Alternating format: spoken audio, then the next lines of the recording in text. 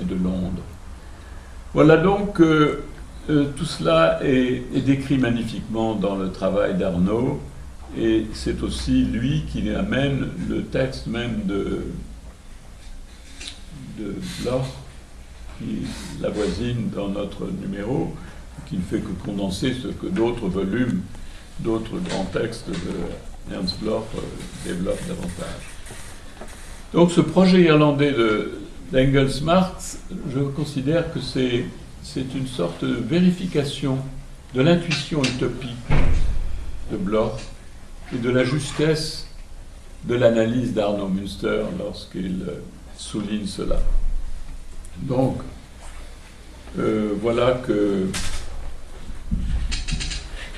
la carrière d'Ernst Bloch se trouve de ce fait fauchée à la racine, parce que s'il est nommé à Leipzig enseignant en 1948, et bien dès 1957, donc moins d'une dizaine d'années après, il se trouve déjà interdit d'enseignement, et le hasard fait qu'il est hors de la DDR au moment où le mur tombe sur Berlin.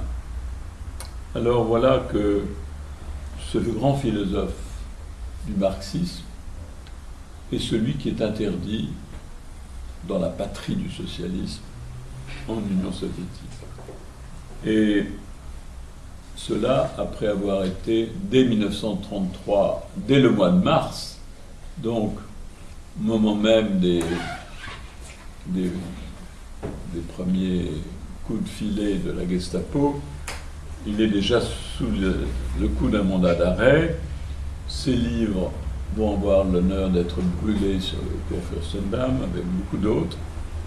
Et en même temps, c'est lui qui adresse une triple critique à l'Allemagne de son temps.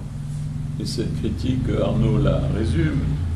D'une part, évidemment, le conservatisme allemand, c'est le terreau de cette prétendue révolution nationale socialiste, que certains Heidegger va vanter avec ardeur, tout en disant que cette prétendue révolution, c'est une Bodenständigkeit, elle est enracinée dans le Boden, dans le sol, dans la tenue du sol, ce mot intraduisible, la Bodenständigkeit, qui n'était pas dans les vieux dictionnaires franco-allemands de Sachs-Villath, qui n'apparaît que dans les dictionnaires d'après-guerre, à mon sens, celui de Pierre Berthaud, par exemple, parce que c'est un mot qui a évidemment pris une résonance gigantesque dans le langage. Elle se retrouve d'ailleurs dans la profession de foi, la Bekenntnis zu Adolf Hitler, lui-même philosophe que Hannah Arendt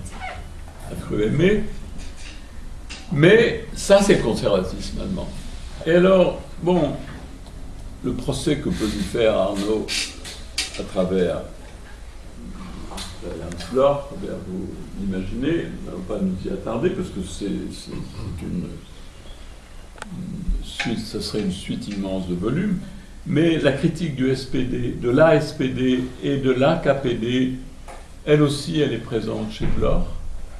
D'une part, bon, la SPD a son crime originel à l'aube de l'année 1919, c'est la mort de Rosa Luxembourg, de Karl Liebknecht, qui va la sceller, et de cela elle ne se guérira jamais, parce que qui a tué Rosa, ce n'est pas les membres de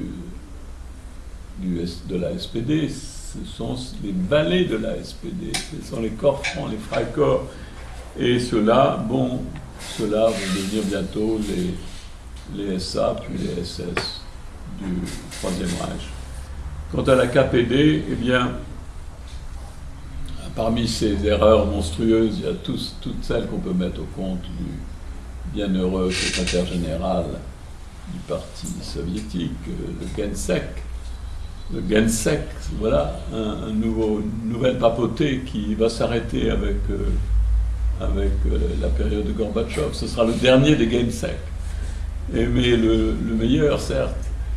Et c'est assez typique de voir qu'un mouvement qui se prétend révolutionnaire met le pouvoir dans les mains du secrétariat, c'est-à-dire du gribouilleur, de celui qui grifouille.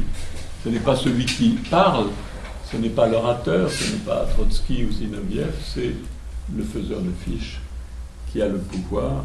Et ça, c'est l'essence de la KPD. Et donc, c'est sa rationalité, si on peut dire, cette rationalité simiesque, mais où est manqué, justement, le côté irrationnel qu'évoque, entre guillemets, tout le travail de Bloch. Le manque de l'irrationnel qui fait qu'il ne s'agit plus d'un marxisme dogmatique, mais de quelque chose qui a la fraîcheur de l'utopia. Et alors, voilà donc que dans cette fermentation révolutionnaire qui cachée derrière cet utopisme, il y a quelque chose qui va disparaître justement, c'est le souffle de la Révolution française. Le sujet, avec ses besoins, qui est instigateur des contradictions. Voilà sans doute le secret de Bloch.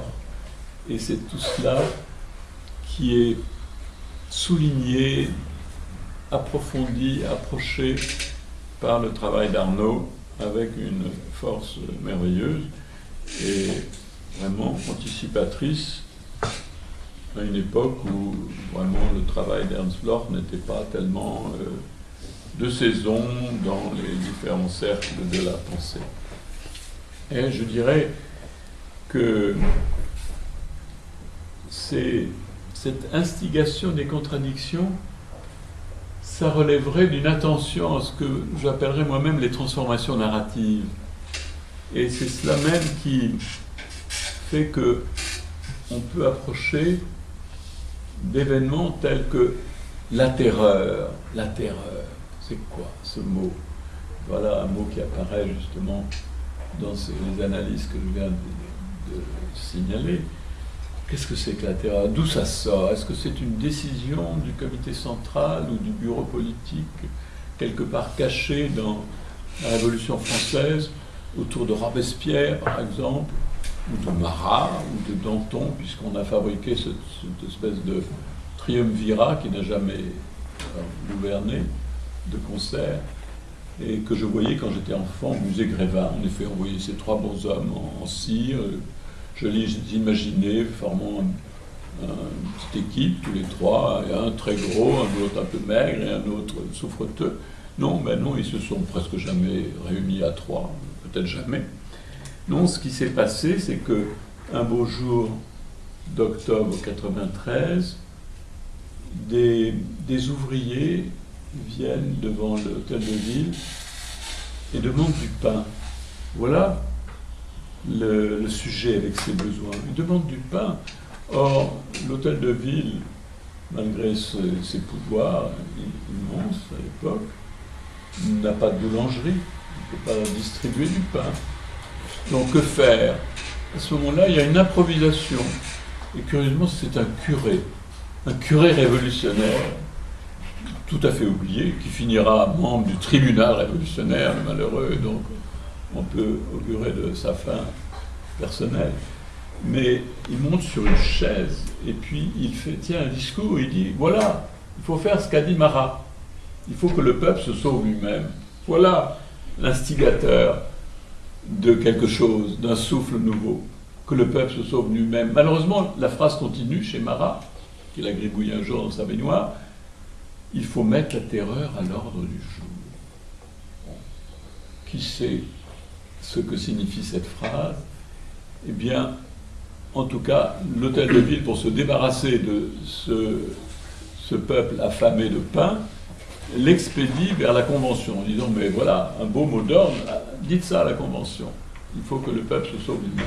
Et là, voilà que l'armée des mangeurs de pain, ou des affamés de pain, où d'ailleurs les éléments ouvriers sont très vite écartés par d'autres. D'autres où on trouve à la tête le journaliste du Père Duchesne. C'est là que d'ailleurs je retrouve un peu le